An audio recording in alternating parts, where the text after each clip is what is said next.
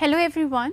So in the last lecture, we discussed various kinds of adverbs, their formation and its comparison and so on. So now in today's lecture, we will continue further and do some more important rules and even solve a few questions related to adverb. So let's start without any further delay. So let's start. Position of adverbs. Adverbs of manner, for example, slowly, carefully, beautifully, etc. Then your adverb of time, for example, tomorrow, yesterday, today, now and so on. And your adverb or adverb phrases of place like here, there, everywhere, on the wall, at the door, etc. are generally placed after the verb or after the object if there is one.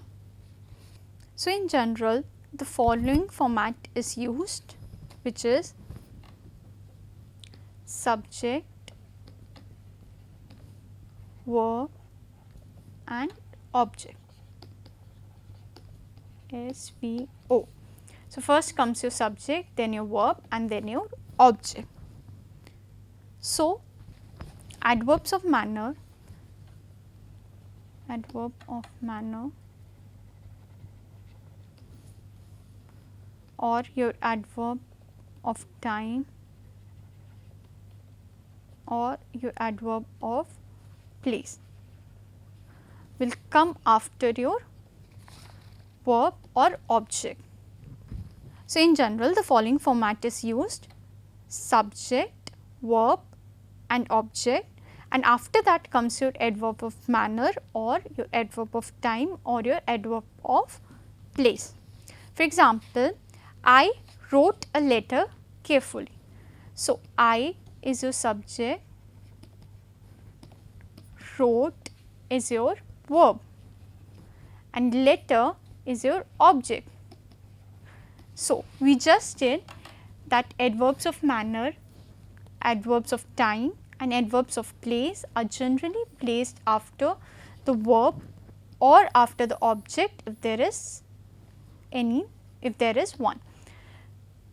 So, carefully over here is your adverb of manner. Hence, it is placed after your verb and your object, that is at the end. So, I wrote a letter carefully. Now, next, when there are two or more adverbs in the same sentence, then they are placed in the following order. First comes your adverb of manner, then your adverb of place and then your adverb of time. So, this is your famous MPT rule. It is very important, keep this in mind. So, it is a very important rule, memorize this rule. So, when there are two or more adverbs in the same sentence, then they are placed in the following order. First comes your adverb of manner, then adverb of place and then your adverb of time. Now, next is your adverbs of frequency. So, adverbs of frequency like always, never, often, frequently, sometimes, seldom, etc. and certain other adverbs like already, hardly, scarcely, nearly, quite, just, almost. These are normally placed between the subject and the verb. So, keep this in mind, it is placed between the subject and the verb if the verb consists of only one word. So, if the verb consists of only one word, then it is placed between the subject and the verb. So, again this is important, keep this in mind. So, for example, we usually have breakfast at 8. So, here we is your subject and have is your verb. So, again where we will place the adverb of frequency, that is over here it is usually. So, it is placed right in between subject and your verb. We usually have breakfast at 8. Now, next sentence, my brother. So, my is your subject. So, my brother never cooks. Now, cooks is your verb. So, where we will place the adverb of frequency? My brother never cooks food for me. So, it will come before the verb. Hence, the sentence would be my brother never cooks food for me. Now, moving on, adverbs of frequency and certain other adverbs like already, hardly, scarcely, nearly, quite, just, almost are placed after the first auxiliary if the verb consists of more than one word. So, now when more than one verb is used, then the adverb of frequency and certain other adverbs are placed before the main verb and usually after the first auxiliary. So, keep this in mind, it is important. Now, let us understand it with the help of an example. He is usually seen roaming around the canteen. So, here he is your subject, is your verb, it is your first auxiliary verb. Now, seen is your main verb and again roaming is also your verb, it is again your helping verb and canteen is your object. So, hence usually is placed before the main verb and after the first auxiliary. He is usually seen roaming around the canteen. Next sentence, he has never seen people in his office. So, here he is your subject, has is your auxiliary verb and again seen is your main verb. So, never, which is your adverb of frequency, is placed after your first auxiliary. So, the sentence is he has never seen people in his office. Now, next comes your law of inversion. So, when a sentence starts with an adverb, we follow law of inversion. So, keep this in mind when a sentence is starting with an adverb. So, we follow law of inversion. Inversion means putting the verb before the subject. Again, this is important. So, inversion means putting the verb before the subject. So, in general, the following format is used. I just told you SVO, that is your subject, then comes your verb and then your object. But in case of inversion, verb will come first. So, in case of inversion, verb will come before the subject. Hence, in case of inversion,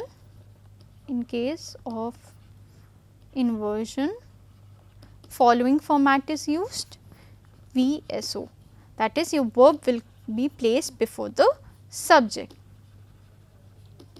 So, keep this in mind. Now, let us take an example. Seldom he does go for a morning walk. So, is this sentence correct? No. So, let us find out what is the error. So, in this sentence, seldom is your adverb. So, as you can see, the sentence is beginning with an adverb. Hence, we will follow law of inversion. So, in this sentence, is the law of inversion being followed? Let us check it out.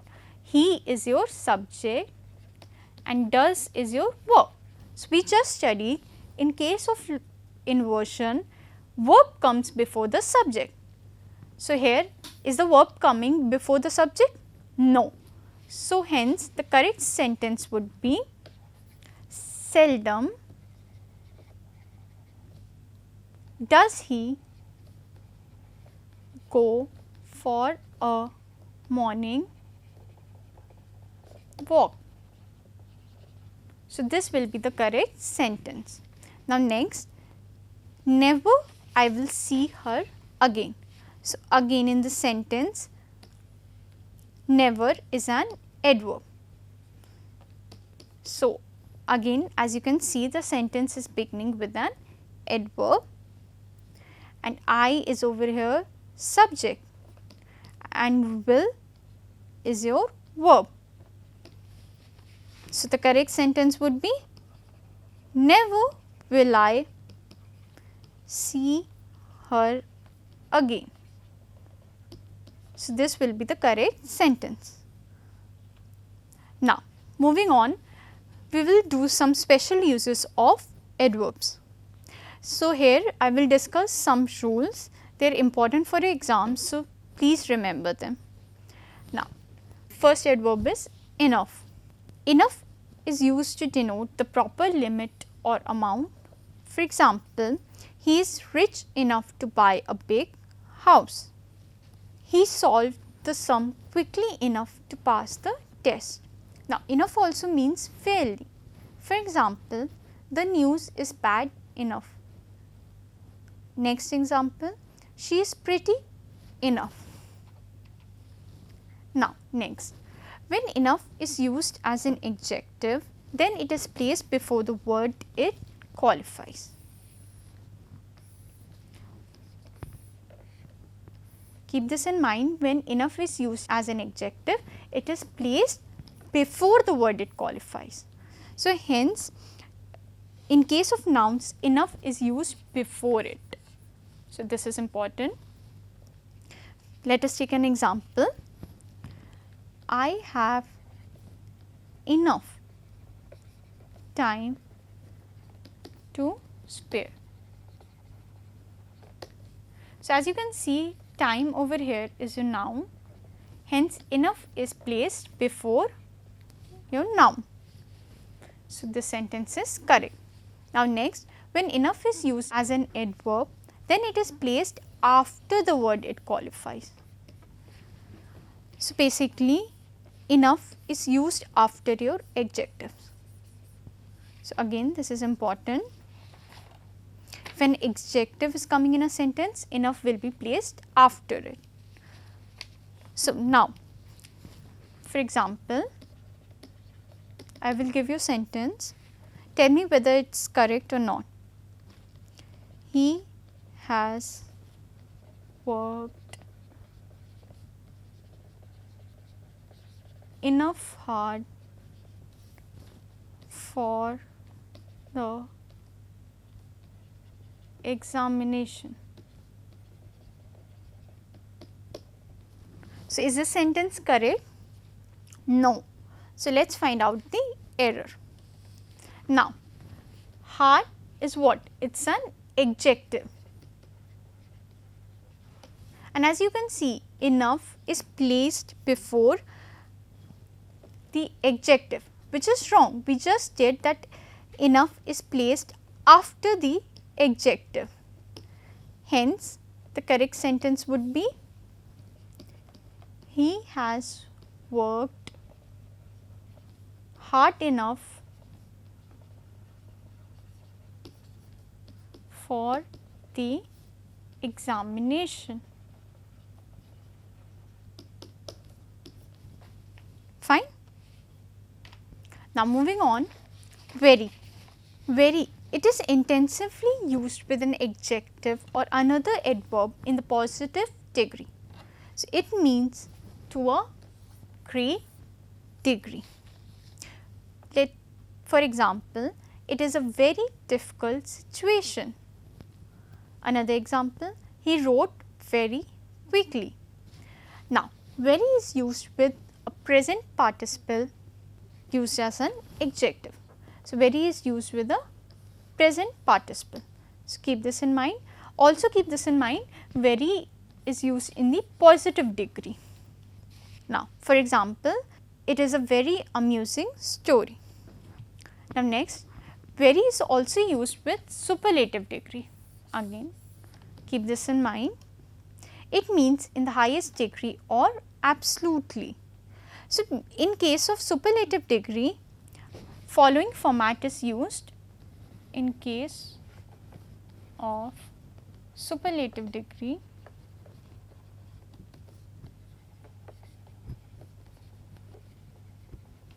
following format is used. In case of very, the plus very plus your superlative degree. So, keep this in mind. For example, this tea is of the very best quality. So, best is your superlative degree over here. I can come at 7 at the very earliest. Earliest is again your superlative degree. Now, next, much. So, much is used with an adjective or another adverb in the comparative and superlative degree. So, keep this in mind, much is used in comparative and superlative degree, unlike very, which is used in the positive degree. So, much means a great deal or by far. For example, she is much prettier than Monica. Dr. Roy is much the best doctor here. Now, in case of superlative degree, following format is used for much,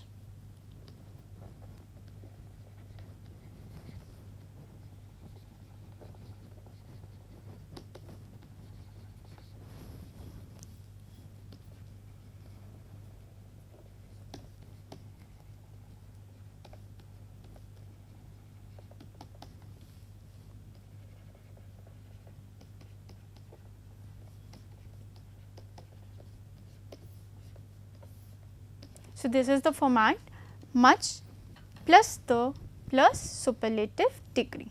So, as you can see, there is a difference between very and much. In case of very, the format was the plus very plus superlative degree, whereas in case of much, much comes before the and your superlative degree. So, let us take an example. Dr. Roy is much the best doctor here. So, best is your superlative degree. So, as you can see, this is the format being followed over here, much plus the plus your superlative degree. Now, next, much is used before a past participle in the passive form. So, as you can see the difference, very is used with your present participle, whereas much is used with your past participle. Now, for example, I was much surprised to hear the news. Now, next is too. It means more than required. It is generally used with unpleasant adjectives.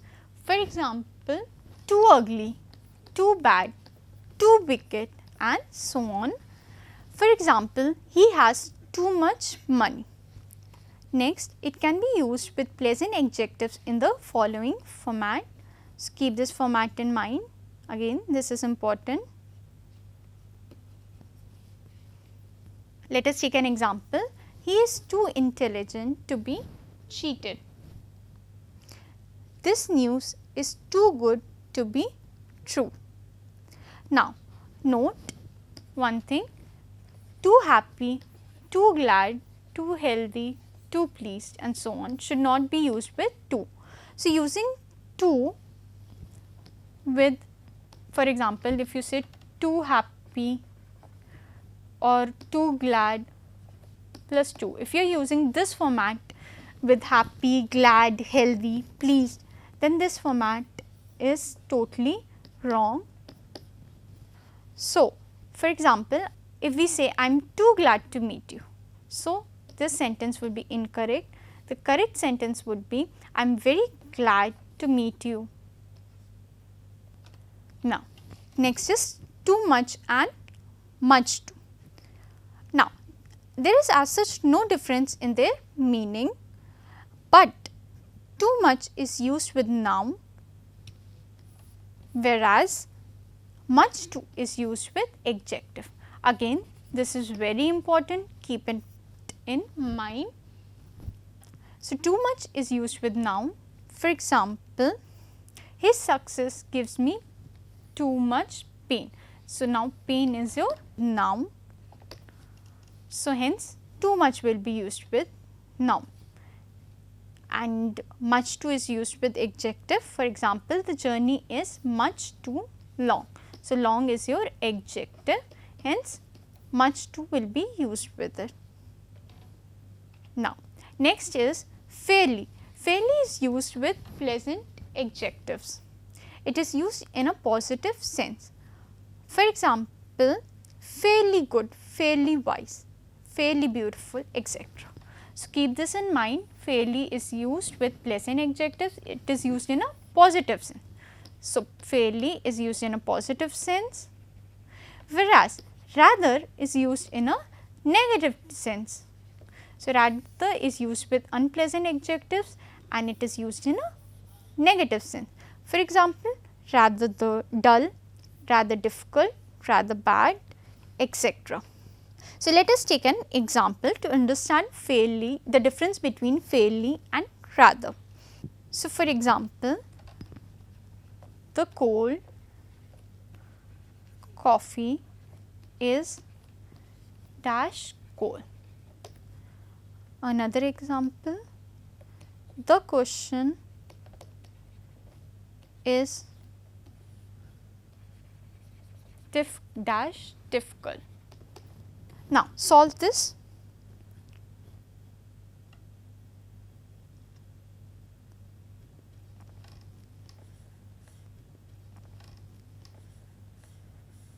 So, is it done? Now, let us tally. The cold coffee is fairly cold. So, this sentence is conveying a positive sense, hence fairly will be used over here. Next is the question is rather difficult. So, here the word difficult is portraying a negative sense, hence in that case rather will be used. So, that is it for today. We will continue further with more rules and also some practice questions in the next lecture. Thank you.